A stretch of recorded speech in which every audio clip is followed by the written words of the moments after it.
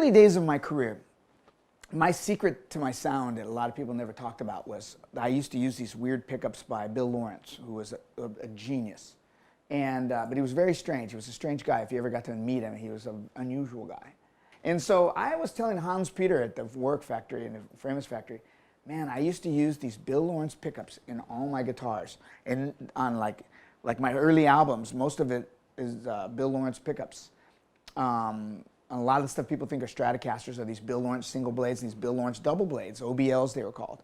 And so one day I get a phone call from Europe and Hans Peter says, I found the last batch of Bill Lawrence OBL pickups this guy has in a garage in Germany and I bought them all just for me. And I'm like, yeah! So we built this guitar and we stuck one of these Bill Lawrence OBL humbuckers in.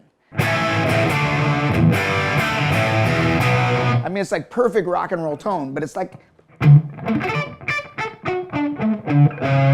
every note is clear, every note is clean. I mean, I don't have a distortion box or anything, right?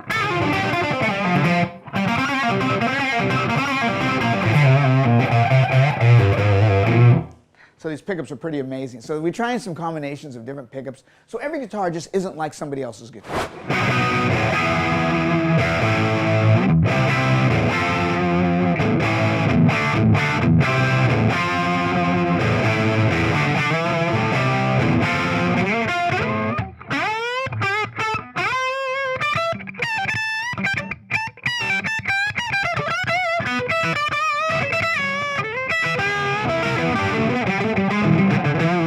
And then I wanted to have some guitars that looked like they were 60 years old. And so I showed this guitar. Who was it? Somebody's opened up my guitar case. God, how old is that guitar? And I go, it's brand new. I just got it. They're like, what?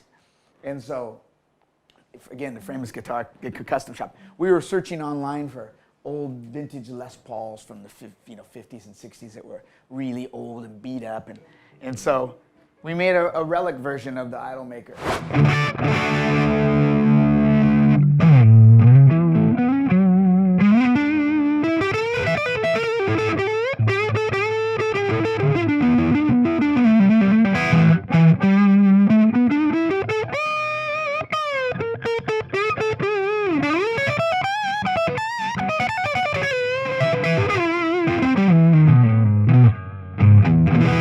So we found these.